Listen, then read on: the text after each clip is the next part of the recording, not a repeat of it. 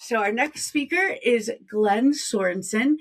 He is a vCISO and the managing director of cyber risk opportunities. There he is, which means he spends his days helping organizations actually understand their risk, not just checking boxes, but actually understanding it.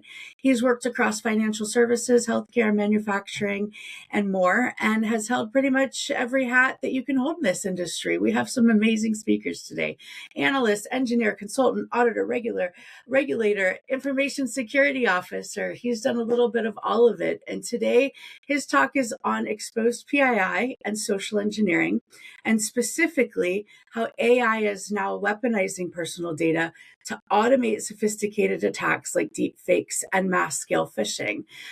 Your personal data is out there, and Glenn's going to show you how it gets weaponized and what it looks like in the wild right now. So thank you so much. Please welcome Glen. Thank you. It's a pleasure to be here. I appreciate the opportunity here.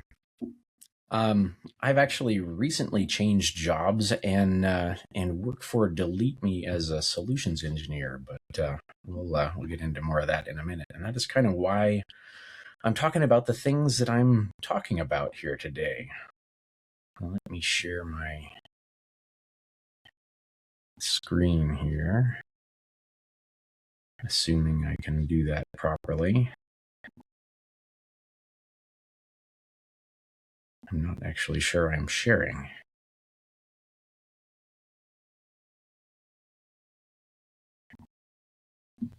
Give me just a minute here. All right, let's try this.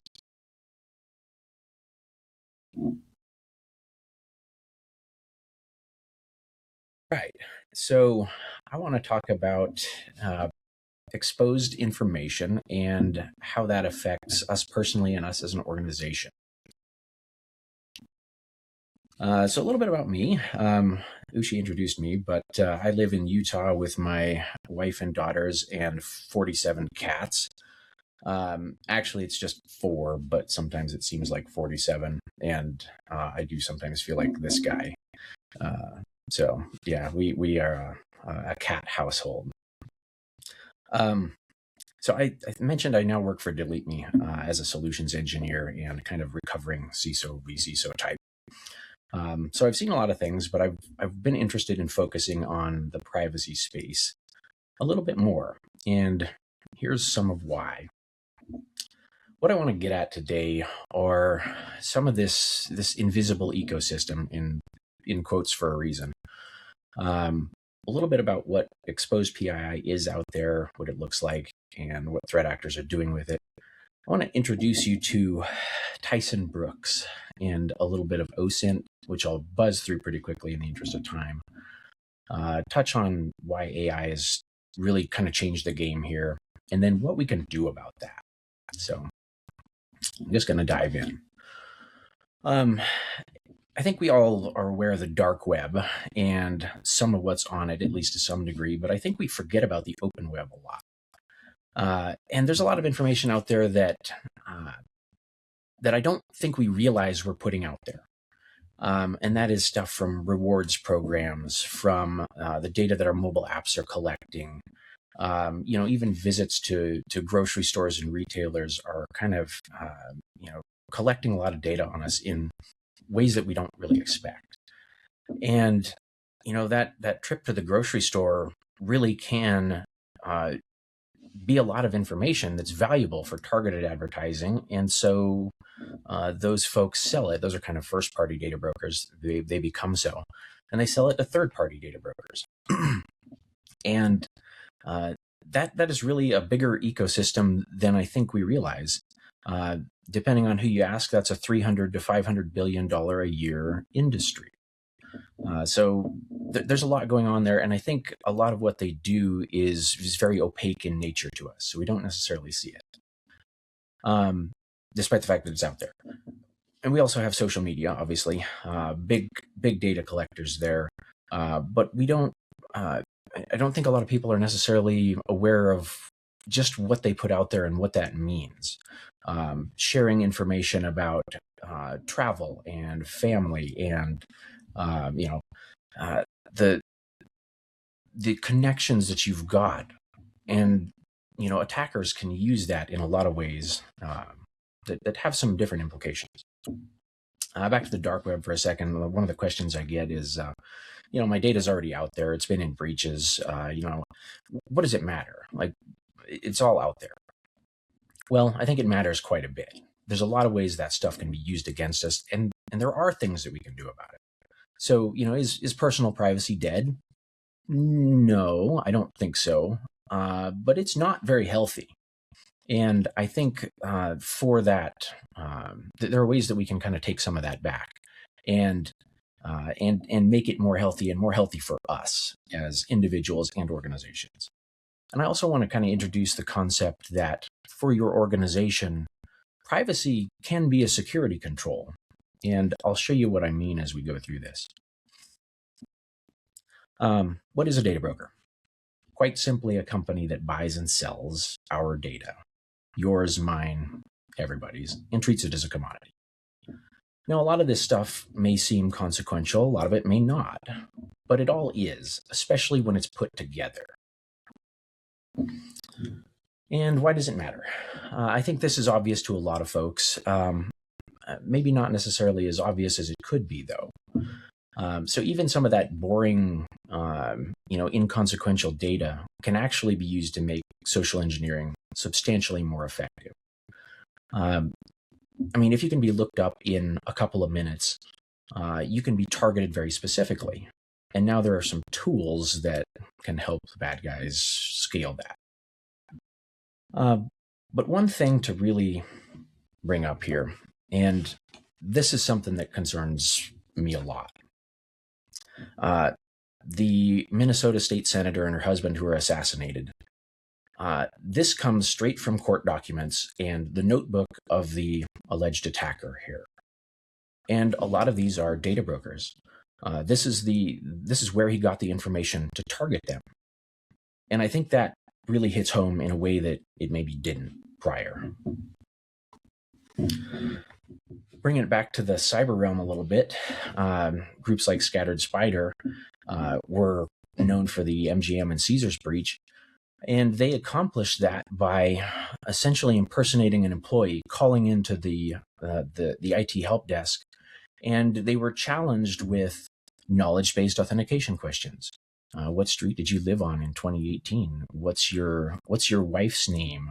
What's your spouse's name? But that information is available on people search sites and from data brokers, often in a very trivial way. So they were able to convince the help desk person to port over their MFA to a new phone because they lost their phone. So we just bypassed, millions of dollars of investment in controls, by exploiting people.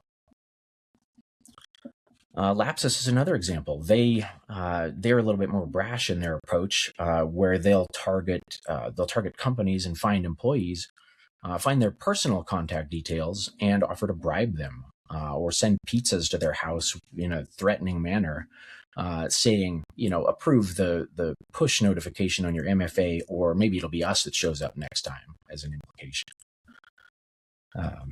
So those are being used. This information on the open web is being used actively in attacks. So now I want to put on our bad guy hoodie for a second here and just very quickly walk through what targeting an individual looks like. And this is a fictitious example. We don't actually want to expose anybody's personal information. So we start with a company, and we start with a data broker site, and we see some things that are interesting, technologies that may be in use, but more importantly, people. And this is where we get to introduce Tyson a little bit. But if we move over to LinkedIn, there's a lot more information about the company and also Tyson. So when we're looking for information about Tyson, what are we actually after? The core PII, obviously, but we also want to know more information about family, work, technologies that the employer may be using, the implied access that may go with that person's role. We want to know about lifestyle. Are they a pet owner? Do they have certain interests that we can use as a bad guy to help target them? And really how all this data comes together. So looking at Tyson here, this is his LinkedIn profile. He lives in Douglasville, Georgia. He's got expertise in data analytics and art, so an interesting combination. It looks like he's uploaded his resume.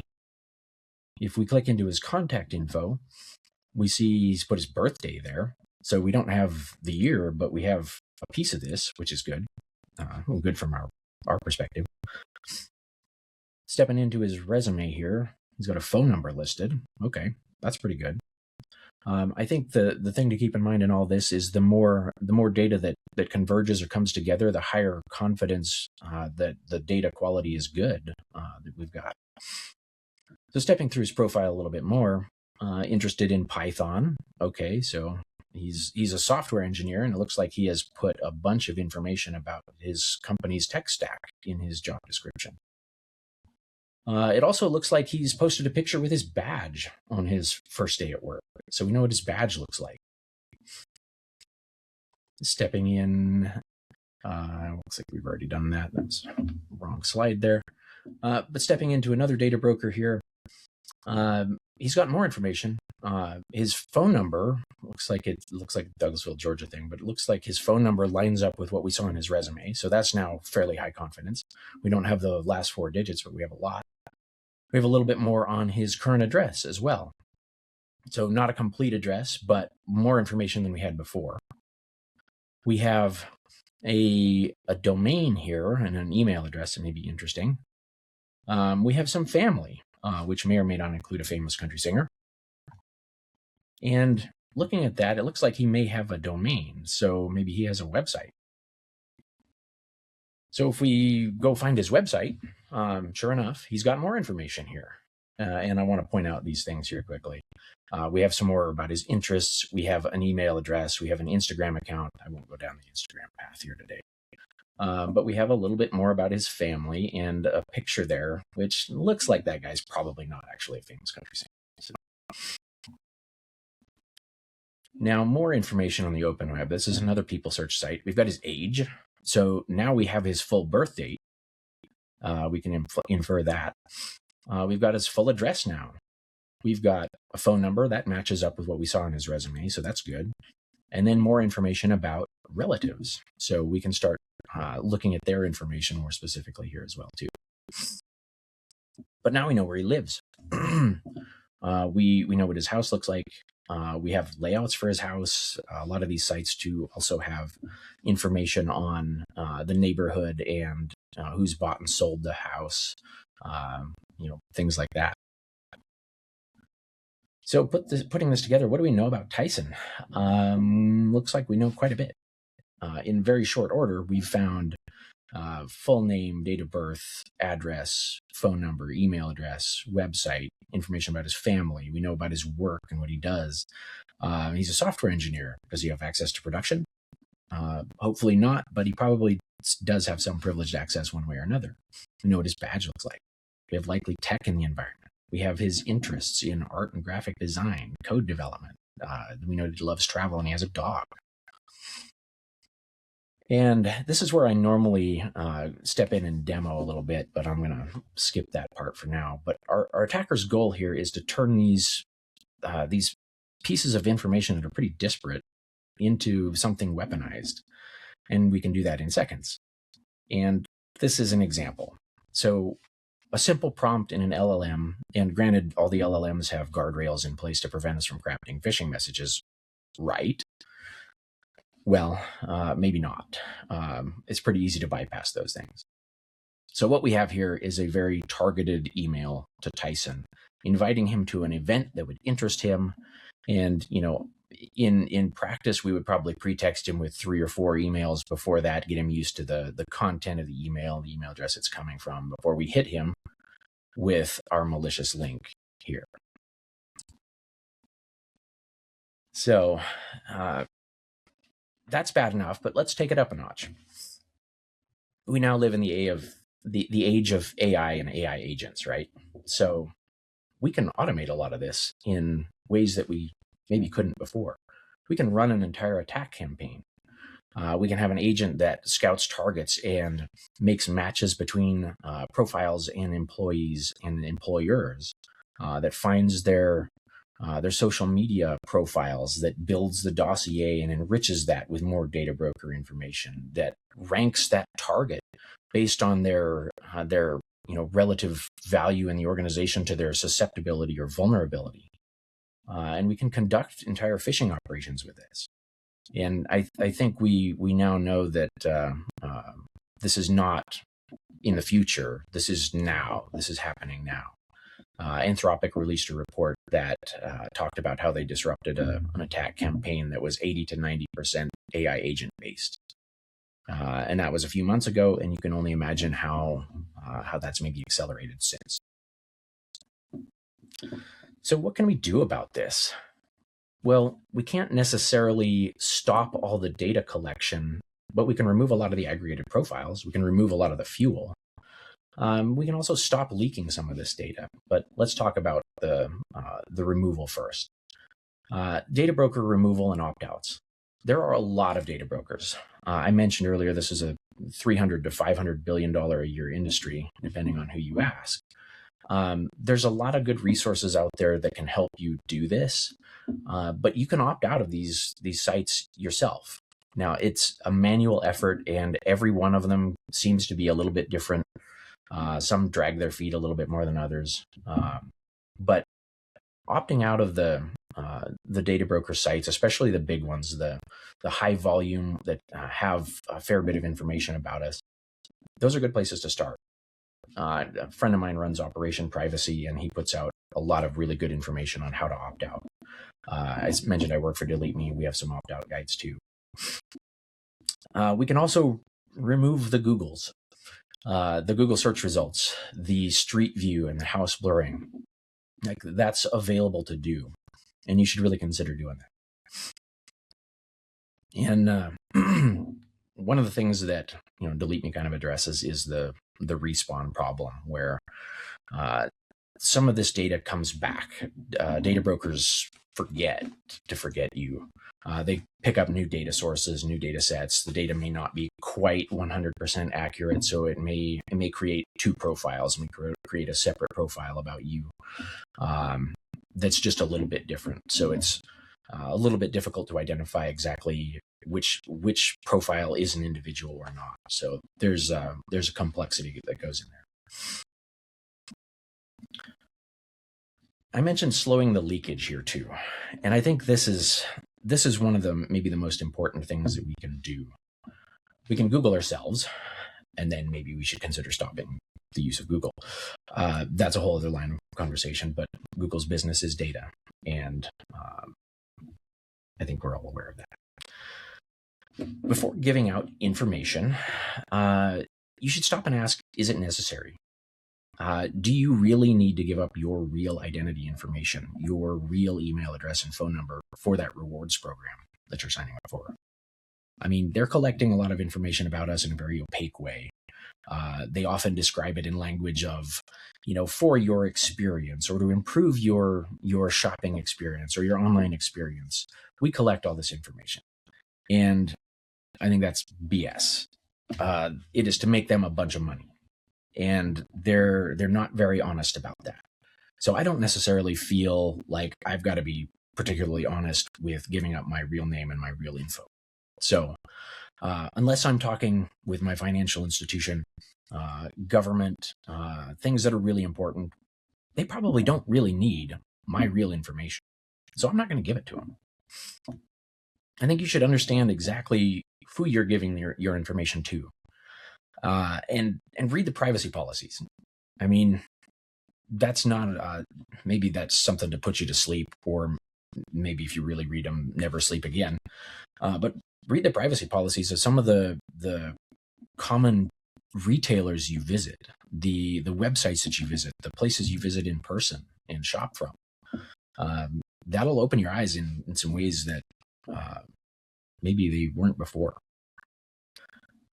So that kind of comes into, protecting your identity. So what we can do is come back to rule number one all the time. Never give your primary identity to a non-essential service. All of that stuff. You can use email masking.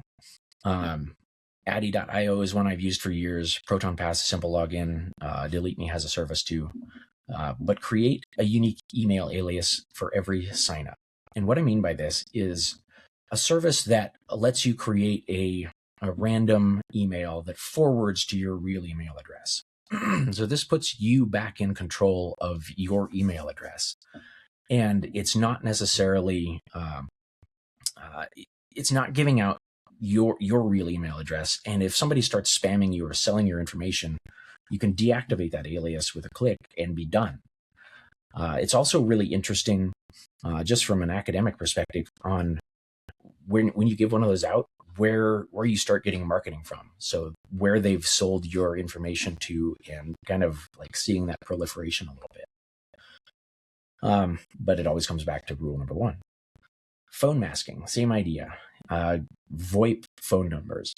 Maybe ask if they actually need a real phone number and actually need to call you anyway, and maybe you can give them something that is actually fictitious that, some web form will take. But if you need to, VoIP numbers. You don't necessarily need to give your real phone number. There are forwarding services as well, where you can give a phone number that will ring back to your real phone number and kind of mask that. And back to rule number one. You can slow the leakage by locking down privacy settings on social media. Some sites are inherently not good. Looking at you, Meta, Facebook, all the big players. Default settings are crap. Most people assume that because there are privacy settings that they are being protected in some way. And that's just not the case. I would encourage you to at the very least audit your LinkedIn settings right away. There are a few settings in particular about using search engines to find you on LinkedIn, for example, from the open internet. And you probably don't want that. You probably want very little information to be available from your profile to a third-degree connection. You can start to lock it down that way a little bit. So the people that you're actually connected with can see a little bit more info, whereas people who don't can't. Be conscious of what you post. I touched on that earlier, but I can't reiterate that enough. And I say that as somebody who is an avid LinkedIn user because I use it professionally a lot. Password manager and multi-factor authentication. Those are kind of table stakes for us, but nonetheless, get in good habits with those. Use the email alias and a unique password with every site, with everything you sign up for. Those unique credential combinations prevent credential stuffing. And it also helps you remember your fictitious identities and your fake names that you provide, because you should do that. Inventory your critical accounts. I think we have a whole lot more online presence than we think we do. We've signed up for more things than we think we have over time. Make sure the important things have MFA on them. Private transactions. So avoiding the rewards programs if you can, and otherwise lie thoroughly. Keep your real name out of as much as you can. And then use privacy.com and virtual cards wherever you can. I really like privacy.com a lot. It gives us virtual cards and the ability to kind of set limits and lock cards to merchants. So, and then cash is always the most private thing you can do in a transaction.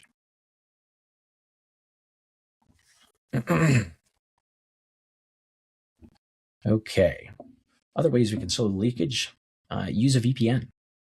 Use it all the time. You should treat your IP address as personally identifiable information, because it is. Web browsers are kind of malware when you look at it from the perspective of data gathering.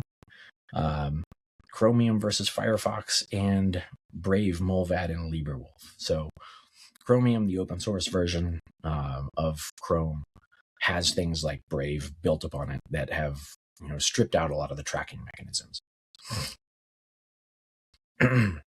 And then mobile apps. they're a huge source of data leakage. And I always encourage people to think about their attack surface. If you've got an app installed that you don't use or aren't getting any value from it, you probably don't need it. So you should remove it. When it comes to mobile apps, think about the function. Like, can you do this through a browser? Do you need this function at all? But can you do it through a browser instead of the app? The apps collect a lot more information. There's a reason they want you to install the app, and it's not just for the experience. And then what permissions does that app actually have versus what it needs? And as an organization, you can manage this risk as an organization. You have technology attack surface. You also have human attack surface. You can deploy some of these same privacy tools kind of as a security control and deploy them appropriately and accordingly. You can offer privacy awareness training in addition to security awareness training. We can remove this PII at scale. You can get people to opt out. Services like DeleteMe. Whenever something is happening, like a merger acquisition, major announcements, legal rulings, if you're in that space, maybe you want to scrub that ahead of time so that you don't necessarily get protesters showing up at your door or threats or violence. Corporate virtual cards are an option too. There are services that let you tie certain budgetary spend limits to a virtual card that can be used. And you can always monitor the dark web. And that may be a little bit reactive in nature, but it's still good awareness to have. And I'll leave you with an observable impact. On one side, we have the AI-assisted phishing email with information, with a lot of exposed personal information that was available for it, and then one that's not. And one clearly looks more like a generic phishing message than the other, right? So we live in the age of hyper-targeting. So let's remove some of the fuel. And with that, here's how you can contact me and ask questions. So, thank you. I appreciate it.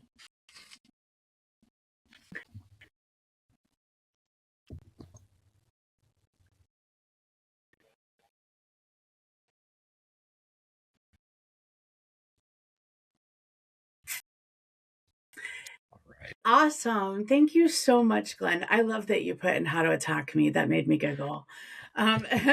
Sorry about the outdated bio at the beginning. That was totally on me. I had pulled in a bunch of stuff about everybody and I used the older one. No worries. But no worries. Yeah, so everybody, just real quick, because I did kind of forget, if you have any questions, please drop them in the chat or in Discord. If you haven't joined Discord yet, I always recommend it. We've got a good group that's growing up over there. So if you guys have any questions, drop those too. Glenn just walked us through something I think really is awesome, and it reframes how a lot of people think about data breaches. It's not anymore, like you said, just is my information out there, because everybody's information is out there. It's about how threats are evolving in ways that our information and our family's information can be weaponized in ways that we just haven't been aware of before. And I love all of the resources that you've given us to be able to combat that. And there's a lot of people in the tech space and non-tech spaces that are really pushing, to pull their information off. And you're right. There's so many people who think that, like, well, it's out there, so it's out there. But there are still so many things that we can do to protect ourselves going forward. And I'm glad that you really, brought some of those up. We can take some of that back. And yep. I mean, we didn't necessarily lose our privacy in a day. We're not going to take it back in a day, but we can take steps. We can move that direction. And the more we do, the better. I think the volume matters. The more we can reduce the volume out there about us and that may be used against us, the lower our risk is going to be. Well, and this is maybe a silly example, but like my mom was here one day talking about all of her spam, and at the time she was going through every evening. She would sit down with her phone and she would go and she would delete all of the spam emails, and and a lot of stuff was stuff that was like the mobile app thing that you mentioned, but like it was stuff that was like things that she had had signed up for at some point or put her email into something to get something. And now she's getting all these, just all of this inundation of It's stuff. overwhelming. And it's very overwhelming. And I had to say to her, Mom, just sit down every night and unsubscribe from 5 and then delete your rest. And because she was taking 30-45 minutes to delete those things. And at first she kind of looked at me like, yeah, right, whatever, that's not going to do anything. And I said, I promise you, just start taking some time and unsubscribe. And then she did. About a couple weeks later, she said, well, thank you so much for pushing me to do that, because it has considerably reduced the amount of spam that I'm getting and deleting and all of that stuff. And you mentioned the mobile apps, and I just recently, I've been pulling myself off a lot of different social medias, and I had an app that was on my phone. And this isn't like one of the big, like a Meta type app either. I had one of the smaller things on my phone, and I haven't been logged in months, probably close to a year. And I got push notifications. And I'm like, to see the notification, I have to authorize to get in. But they were still able to send me push notifications. So there's some authorization work. It is no longer on my phone, but there's authorizations working that we don't even know as necessarily advanced tech people. Mm-hmm. Like, you don't know what somebody else wrote into their code. We act like we know how all these things work, but the truth of the matter is a lot of things. We're kind of trusting that coding is what it was before, that people actually give a crap about privacy and all that kind of stuff. And it just goes to show that, we can think that, oh, well, I'm logged out. You'd have to log in to be able to get any data off of my phone or whatever. And that's just simply like not how it is anymore. Yep. And I mentioned privacy policies. If you really read one, like pick one of the retailers or grocery store chains that you go to regularly, and just read through it and sit with some of the implications of each of those statements, like biometrics, facial recognition, license plate readers. That's going a little too far. That's more than I signed up for in my grocery store experience. Right. So I just want fresh avocados. Yeah, that's my big concern. Like, that's what I'm there for. Like, don't abuse me. And yes. And it's unfortunate because I think that what we've seen, and we've seen this in other industries as well, not just in tech, but as we move towards convenience in different places, things always kind of get a little bit worse. We've seen that in foods. We've seen that in, different products, and we're seeing it here too, which is, we've gone for so long thinking that things were secure, and it's very easy to stick something in one of those little privacy policies, because I'm sure that at one point they were saying that was the number one lie that people told was checking the box saying I read the privacy policy. Yeah. And there's a reason why it's worded like that. It's liability for those companies, and we have to kind of remember that. It's a little bit cloaked and opaque. It's got implications in it that aren't necessarily obvious. Yeah. So well, thank it's not you about your shopping experience. Exactly. Exactly. If it's free, then you are the product is what I've heard. And like, well, thank you so much, everyone. I think this was really great because if you work with people who still think phishing is just like, don't click weird links, this talk really explains why that's not enough anymore, because the links are starting to look right. The emails sound right. The person coming from sounds like your boss. Everything is getting more sophisticated. And so understanding these other areas is so, so important. So thank you so much for joining us. Thank you. Thank you for having me. Pleasure being here.